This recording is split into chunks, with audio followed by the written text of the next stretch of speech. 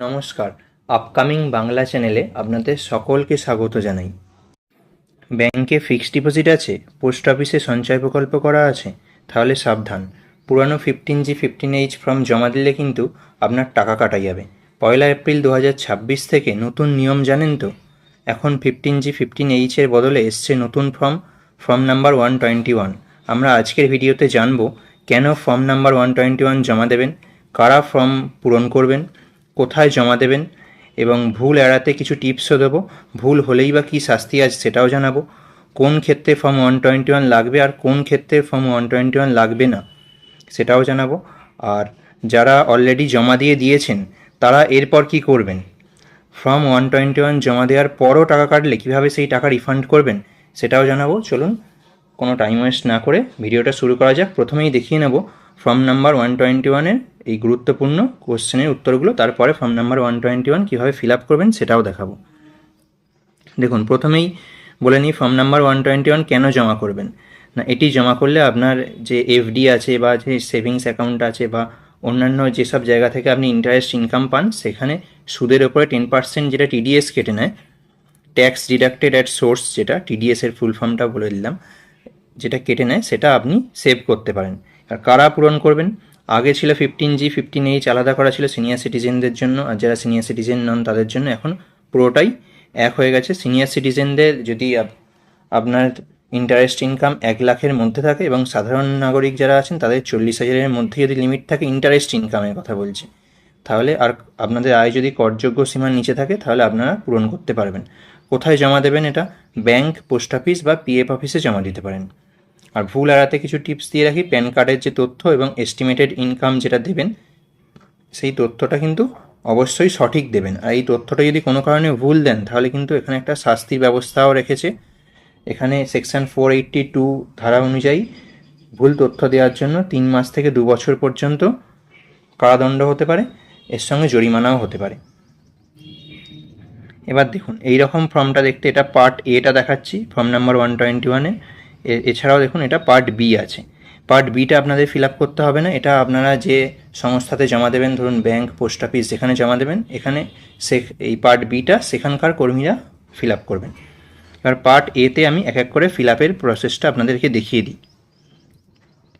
দেখুন, পার্ট এতে প্রথমেই আপনার নাম লিখবেন, 1 নম্বর পয়েন্টে আপনার নিজের নাম লিখবেন, এবং পার্ট 2তে দেখুন 2 নম্বর পয়েন্টে অ্যাড্রেসটা লিখবেন, আপনার ঠিকানাটা লিখবেন, এবং 3 নাম্বার যে পয়েন্ট আছে 3 নাম্বার পয়েন্টে আপনার পার্মানেন্ট অ্যাকাউন্ট নাম্বার অর্থাৎ আপনার প্যান নাম্বারটা লিখবেন, এবং 4 নম্বরে দেখুন আমি এটা ফিল আপ করেই রেখে দিয়েছি, ইন্ডিভিজুয়াল এটা লিখবেন, স্ট্যাটাস।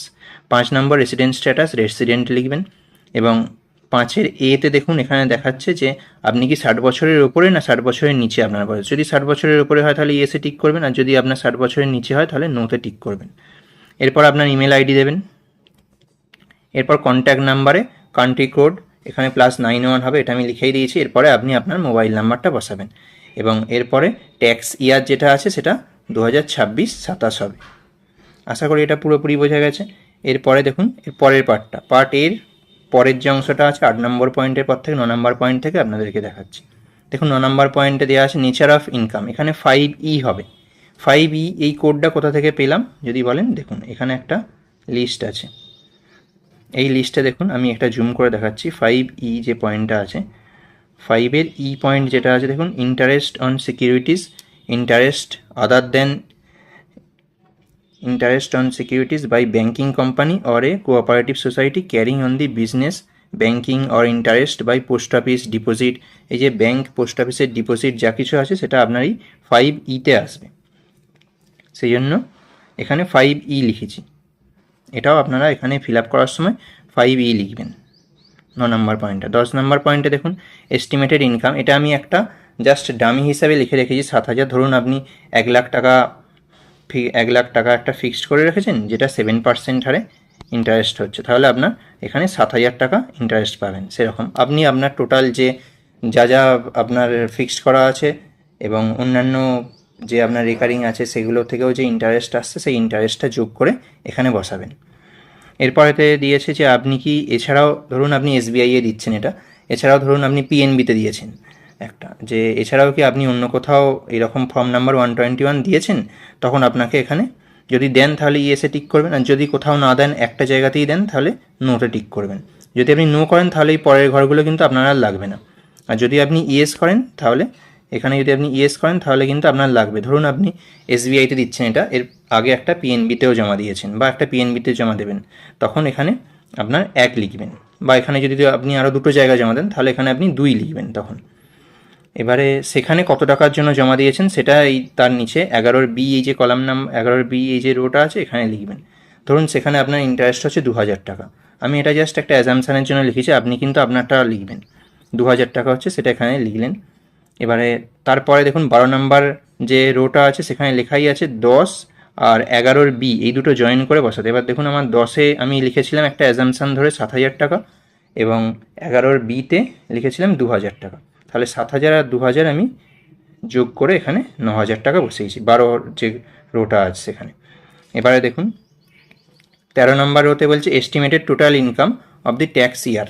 এই ট্যাক্স ইয়ারে আপনার এস্টিমেটেড টোটাল ইনকাম কত, মানে এই যে আপনি ইন্টারেস্টগুলো পাচ্ছেন এগুলো তো আপনার একটা ইনকাম। এবার ধরুন আপনি পেনশন পান, সেই টাকাটা যোগ হবে, বা আপনি কোনো জায়গা থেকে কোনো একটা ভাতা পাচ্ছেন সেইটা যোগ হবে। আপনার টোটাল আর যা যা ইনকাম আছে, কোথাও থেকে কিছু কমিশন পান, সেই সব এইগুলো তো যোগ করবেনই, তার সঙ্গে আপনার টোটাল ইনকামটা যোগ করেই 12 নম্বর ঘরটাতে বসবে। এবারে দেখুন 13 নম্বর ঘরটাতে বসবে। এবারে দেখুন 14 নম্বর ঘরে দিয়েছে যে আপনার ইনকাম ট্যাক্সের প্রিভিয়াস ইয়ারে যে ইনকাম ট্যাক্স রিটার্নগুলো করেছিলেন তার ডিটেলসটা এখানে চেয়েছে। 1 নম্বরে প্রথমেই দিতে হবে আপনাকে 2025-26 এবং তার অ্যাকনলেজমেন্ট নাম্বারটা দিতে হবে এখানে, দিয়ে আপনার টোটাল কত টাকা রিটার্ন হয়েছিল সেটা দিতে হবে। এটা যদি আপনি ফিল আপ করে না থাকেন, আপনার যাকে দিয়ে ইনকাম ট্যাক্স করিয়েছেন তার থেকে চাইবেন, তাহলে আপনার অ্যাকনলেজমেন্ট নাম্বারটা পেয়ে যাবেন এবং টোটাল ক টাকার জন্য ইনকাম ট্যাক্স দিয়েছিলেন সেটা এখানে পেয়ে যাবেন। এবং তার আগের ইয়ারেরটাও দেওয়ার জন্য একটা জায়গা দেওয়া আছে, একটা ইয়ার, এবং তার আগের ইয়ার 2024-25 এখানেও অ্যাকনলেজমেন্ট নাম্বার দেবেন এবং ইনকামটা লিখবেন।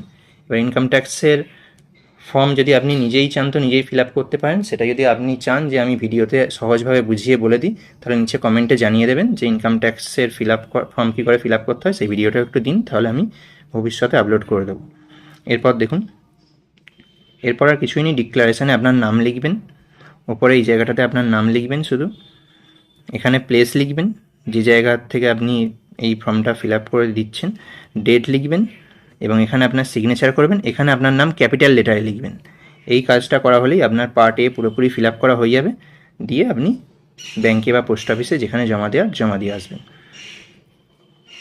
এবারে দেখুন যারা জমা দিয়েছেন অলরেডি তাদের ক্ষেত্রে এইরকম একটা মেসেজ আসবে। দেখুন আমি এখানে একজন জমা দিয়েছেন, তার অলরেডি একটা কনফার্মেশন মেসেজ এসেছে, সেই মেসেজটা আপনাদেরকে আমি এখানে শো করিয়ে দিচ্ছি। যে ফর্ম নাম্বার 121 অ্যাডেড দিয়ে কাস্টমার আইডি দিয়ে দেবে, আপনার প্যান নাম্বার দিয়ে দেবে নিউ রেজিম অনুযায়ী, এবং দেখুন ফিনান্সিয়াল ইয়ার আমি যেরকম বললাম ফিল আপ করতে 2026-27, এই দেখুন এখানে 8 নম্বর পয়েন্টে দেখুন ট্যাক্স ইয়ার যেটা এই যে 2026-27 সেটারই কিন্তু আপনার কাছে মেসেজ আসবে এরকম 2026-27 জন্য। এটা পিএনবিতে জমা দিয়েছিলেন একজন কাস্টমার, তার এটা এরকম মেসেজ এসছে। এই মেসেজটা যদি আপনার না আসে তাহলে কিন্তু আপনি একবার ব্যাংকের সঙ্গে গিয়ে যোগাযোগ করে নেবেন অতি অবশ্যই, এবং আপনি যখন ফর্ম জমা দেবেন কোনো ব্যাংক কিন্তু রিসিভ করেও দেয়, আপনি সেটা একটু জেনে নেবেন যে জমা দেওয়ার সময় যে আমাকে এটার কোনো রিসিভ কপি দেবেন কিনা, আর না হলে জমা দেওয়ার পর অবশ্যই এই মেসেজটা এসছে কিনা সেটা একটু চেক করে দেখে নেবেন। এবারে কারা জমা দেবেন আর কারা দেবেন না সেই ব্যাপারটা একটু আমি আলোচনা করে দিই। দেখুন এখানে ফর্ম নাম্বার 121-এর অফিসিয়াল ওয়েবসাইট থেকে এই পিডিএফটা আমি নামিয়ে নিয়েছি। এই পিডিএফের মাধ্যমে আপনাদের অনেক কিছু গুরুত্বপূর্ণ প্রশ্নের উত্তর আপনারা পাবেন। ফর্ম নাম্বার 121 দেখুন এখানে দেখিয়ে দিচ্ছে যে আর্লিয়ার এটা ছিল 15G 15H, যেটা এখন চেঞ্জ হয়ে ফর্ম নাম্বার 121 হয়েছে। এটার পারপাস দেখুন, এটার পারপাস কি প্রথমেই এখানে দিয়ে দিয়েছে। এটার পারপাস একটা ট্যাক্স ইয়ারে আপনার ট্যাক্স যদি নীল হয় তাহলেই আপনি এটা জমা করতে পারবেন। আপনার ট্যাক্স কখন নীল হবে আমি নিউ ট্যাক্স রেজিম অনুযায়ী বলছি, বেসিক যেটা 4 লাখ টাকার মধ্যে যদি আপনার ইনকাম হয় তাহলেই আপনার ট্যাক্স নীল হবে। এছাড়াও আন্ডার 87-এর এ অনুযায়ী 12 লাখ টাকা পর্যন্ত আপনি ট্যাক্স ছাড় নিতে পারেন, ও যারা স্যালারিড এমপ্লয়ি আছেন তারা 75,000 টাকা আলাদা করে একটা স্ট্যান্ডার্ড ডিডাকশান পান। এটা আমি ইনকাম ট্যাক্সের ভিডিও যদি আপনারা চান তাহলে আমি তাতে ডিটেলসে আরও বুঝিয়ে দেবো। এবার দেখুন এখানে 15G 15H-এর বদলে এটা এসছে 121 সেটা বলছে। আর দেখুন 3 নাম্বার পয়েন্টটা খুবই ইম্পর্টেন্ট পয়েন্ট, কোন ক্ষেত্রে ফর্ম নাম্বার 121 জমা দেবেন সেটা এখানে দিয়ে দিয়েছে। দেখুন পিএফ উইথড্রয়ালের জন্য দেবেন ফর্ম নাম্বার 121, পেনশনের জন্য দেবেন, এছাড়াও ইন্স্যুরেন্স থেকে যদি কোনো কমিশন পান সেটার জন্য দেবেন, রেন্টের জন্য দেবেন, ইন্টারেস্ট অন ডিপোজিট কোনো ডিপোজিটে ইন্টারেস্ট পেলে দেবেন, ইনকাম ফ্রম মিউচুয়াল ফান্ডে দেবেন, আর দেবেন payment in respect of life insurance policy আর ডিভিডেন্ড, এই কটা ক্ষেত্রে আপনার ফর্ম নাম্বার 121 লাগবে। এই 3 নম্বর পয়েন্টটা কিন্তু আপনার ভিডিওটা পজ করেও একটু দেখে নেবেন। এছাড়াও 4 নম্বর পয়েন্টে দেখুন দিয়েছে যে সবার জন্য কি এটা ম্যান্ডেটরি, না এটা সবার জন্য ম্যান্ডেটরি না। যদি আপনি আপনার টাকা থেকে টিডিএস বাঁচাতে চান তবেই আপনি দেবেন। যদি আপনি চান যে না টিডিএস কাটুক আমি পরে সেটা রিফান্ড করে নেব, সেটার জন্য কিন্তু তাহলে আপনার এটা দেওয়ার লাগবে না। আচ্ছা, এই যে যদি আপনার ধরুন ফর্ম নাম্বার 121 দিলেন তারপরেও আপনার টাকা কেটে নিল, সেটাও কিন্তু রিফান্ড করার জন্য আপনি ইনকাম ট্যাক্স ফাইলিং করার সময় রিফান্ডের জন্য ক্লেম করতে পারেন। সেটা কীভাবে ক্লেম করতে হবে সেই ভিডিও আমি পরে দিয়ে আপনাদের বুঝিয়ে দেবো। এবারে দেখুন যে কারা এই ফর্ম নাম্বার 121 দেওয়ার জন্য এলিজেবল। আপনি যদি 60 বছরের ঊর্ধ্বে হন তাহলেও আপনি এলিজেবল, 60 বছরের নিচে হলেও আপনি এলিজেবল।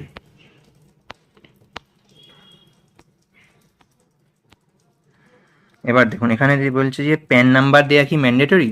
হ্যাঁ, প্যান নাম্বার দেওয়া অবশ্যই ম্যান্ডেটরি। আর এখানে দেখুন আর একটাও পয়েন্ট দিয়েছে যে এর কোনটা আপনারা ফিল আপ করবেন না, ফর্ম নাম্বার 121 পার্ট এটা আপনি ফিল আপ করবেন।